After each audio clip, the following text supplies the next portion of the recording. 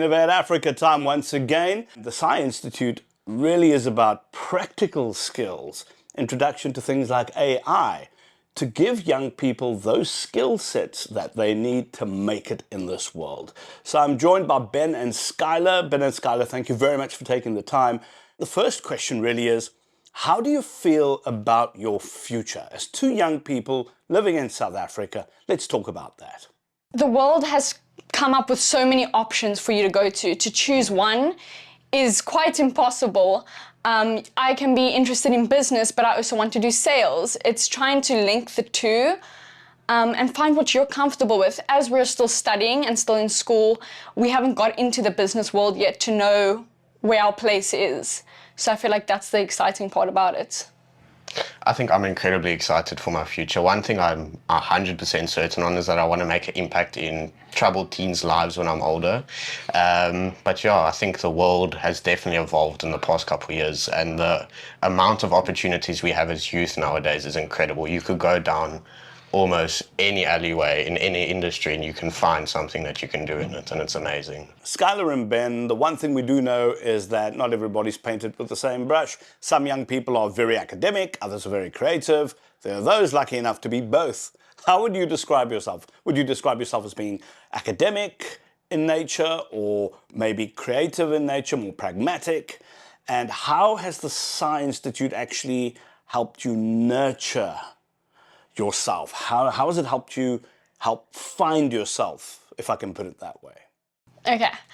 For me, I was in normal school, public school.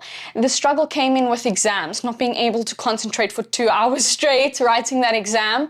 So having that back way that you can do school, you can get your matric equivalent, but in a different way that suits you and that's more comfortable to you. I think that opportunity, I had to take it, and I'm so glad where I am today, sitting here. So I definitely say it's worth trying out. And for me, I think the biggest aspect of it was the fact that I could expedite my time with school. I hated school since I was very young. I hated school. I've always been very academically gifted. However, the fact that Psi gives you that time where you can expedite getting a matric at the age of 16, 17 was incredible for me, and I wouldn't change it for the world. And what has this type of education done for your confidence levels? For me, I am quite a confident person naturally, but to stay consistent and to not use that confidence into an alter ego, to stay in one place and know that what you are doing and what you're believing it's the boost of your confidence. And I think, yeah, that's kind of what Psi has done for me, is just keeping me consistent and knowing who I am, regardless of any outcome. I think just the environment that Psi puts you in as well. It's not a traditional classroom where you sit with a teacher and the teacher lectures to you and you have to put up your hand to ask a question, to go to the bathroom. I found that just the environment that Psi puts you in, where you almost have to become an independent person and you have to push yourself to learn. No one's there to push you and to check on you. That definitely boosted my confidence a lot. And also just the level of the work that you do, the way that they ask you the questions, the way that you need to structure your answers. You need to be confident in the knowledge that you have. Otherwise, it definitely does boost the confidence that you need to have. Now, if you're old like me, you'll remember MacGyver. You two probably don't. But he used to use this thing called a Swiss knife, and it got him out of all sorts of trouble. And yeah, we won't go into the whole story. But I believe that the skills that we need to teach young people need to be like that Swiss knife. You need to be able to use it in every situation in your life. You must be able to create opportunities with it, dig yourself out of holes with it. So how has this new type of education assisted you when it comes to learning new skills? Maybe you want to talk about that. Oh, that's a good question. For me, it's the technology advancement that we get. You know, using AI to your advantage, but not allowing it to do your work for you. It's a friend, it's a helping hand. And I think to know the difference between letting it do something for you and using it to your advantage are two different things. I think the Psi program in general has taught us that yes, you have this amazing tool that can help you, but how you're going to implement it into your work, into the way you do things, is completely up to you. So I think being able to use technology to my advantage is definitely a plus.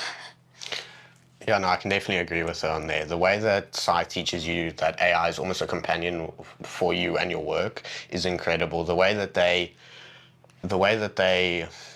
what's the word for it? The way that they almost encourage you to use AI in a responsible manner is incredible. I remember Jevron came down to us the one day and literally told us that we need to start using AI, otherwise we will fall behind.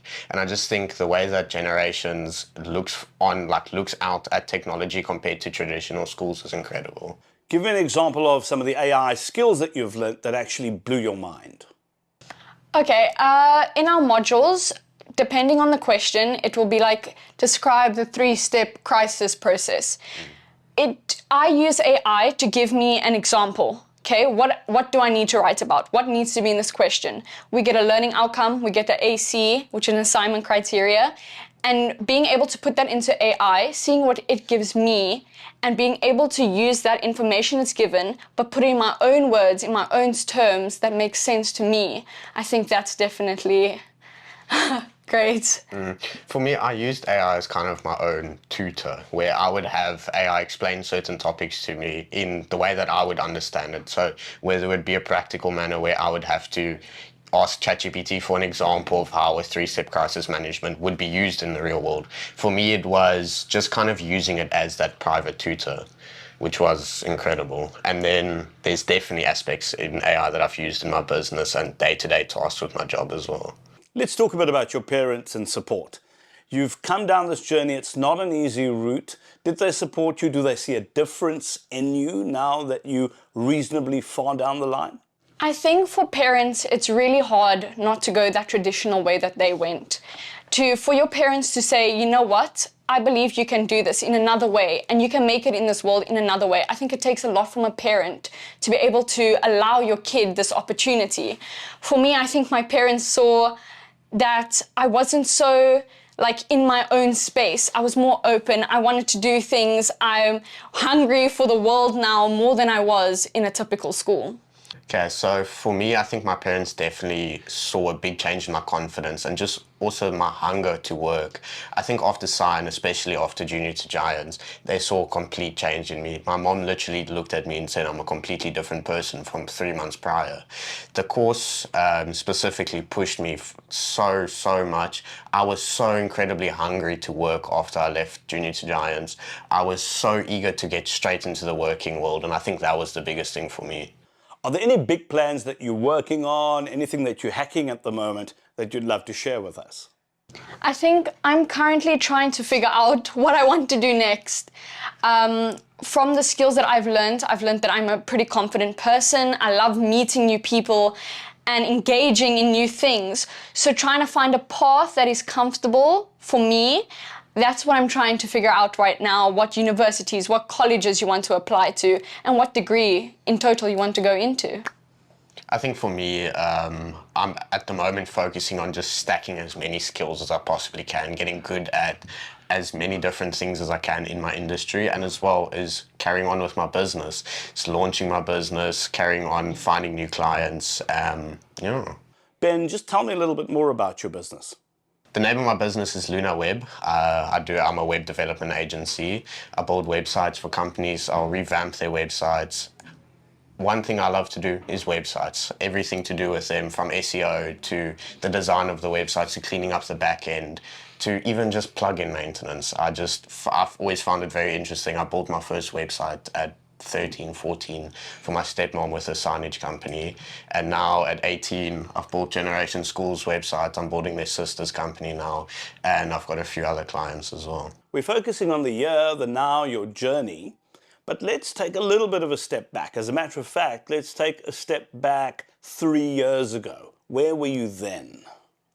3 years ago, I was sitting in an exam room thinking, what has my life become? As someone who struggles to concentrate, I didn't know what I was doing in life. I didn't know what was going on. And today, I know what I'm strong at, what I can do, and what I'm capable of doing. I think for me, 3 years ago, depending on what the time is now, I was probably sleeping in bed. But I was surrounded around a few people that were influencing my decisions. I was definitely going down the wrong path in life. However, now I am years ahead of those same people that were leading me down that wrong path. I've got my own business and I've got a job. Ben and Skylar, I'm a firm believer that you are who you surround yourself with. So to other young people out there, and just based on your experience, how important is it to surround yourself with the right people, and how has that impacted on your life? For me, it's impacted me quite a bit. I've had to lose some friends that didn't believe in me or didn't have that hunger to move forward in life. I just realized that I need people who are going to support me, who want to do the same things, who inspire to be something different compared to everybody else. So I think having that support group is really fantastic. To me, it definitely pushed me and it made me even more hungry to push forward in life. For me, I've always been a very social person, and before I had a positive role models in my life, and just being around the right group of people who support you, who want to see the best for you, has increased my confidence. It's helped with my mental health. It's helped my anxiety. It's just done so much for me. Okay, now finally, I'd love us to address parents with young people who don't fit in academically. They feel like they're a failure. And it's not easy as a parent to have a child who is that lost, right? So what is your advice to those parents? I would say believe in your kids. You know, kids these days, they know a lot more about the world than you would.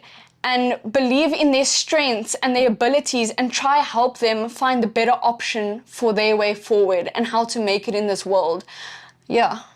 Yeah, I think for me is supporting, just be there for your kids, support them. And I think it's an important thing to realize that there isn't just one pathway in the world anymore. There isn't just that traditional school pathway anymore. There are alternative routes where the kids can learn by themselves online. I mean, there's places like Udemy, there's places like Generations where it proves to you there isn't just one pathway in life anymore. The kids can do almost anything that they want. Ben and Skylar, you give me a lot of hope, man. Just sitting here listening to you fills me with confidence when it comes to the future of this country. And that's really what it's about. It's about young people like Skylar, like Ben. It's educators who will tear up the book, that 150-year-old book, and do things differently so that we can develop skills that not only takes young people forward, but takes the world forward in an innovative manner. Now, speaking of that, I just very quickly want to introduce you to the marketing head at Innovation City in Cape Town. They've got a Digital Mastery Summit coming up. Sandra Buckingham, thank you for your time. The Digital Mastery Summit, we're talking about skills. You've heard us chat to Skylar, you've heard us chat to Ben. What is the Digital Mastery Summit about? Why does it exist? So we put on events at Innovation City almost every week, and we also have these premier events, and Digital Mastery is one of them. We had the first one last year, also in Feb, and basically it was geared for digital marketers in South Africa that need to upskill themselves. They need to know what the latest trends are, you know, with the newest tech, you know, the things are always changing, trends are always changing, things in social media, that kind of stuff. We also wanted to bring together advertising agencies and marketing agencies because, you know, there is like a little, you know, it's becoming a bit blurred, that whole thing.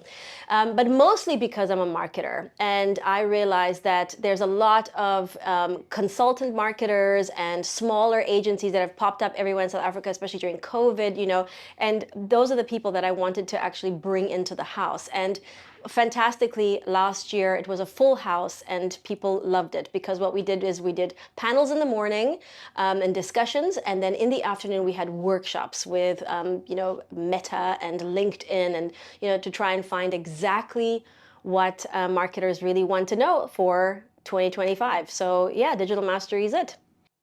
So ultimately, who should attend the summit? Marketers, definitely. From smaller to larger marketing agencies who want to mingle, marketers who have B2B options as well, who want to market to other marketers. I also think that smaller businesses should come, the ones who are doing their own marketing. There's a lot of those as well. If you want to know how to sort of upscale your marketing, your digital marketing, how many times you should post, how do you get your target audience? What is your brand ethos? Like all that kind of stuff, for people like that as well. And people who like to network, because it's a really great networking opportunity. So before we make our decisions as to whether we attend Digital Mastery Summits, we obviously need to know what we get out of it, right? And I think it's important to be able to communicate that clearly. So what do attendees get out of a summit like this? Well, I mean, they leave with knowing, what to do on their social platforms, for instance.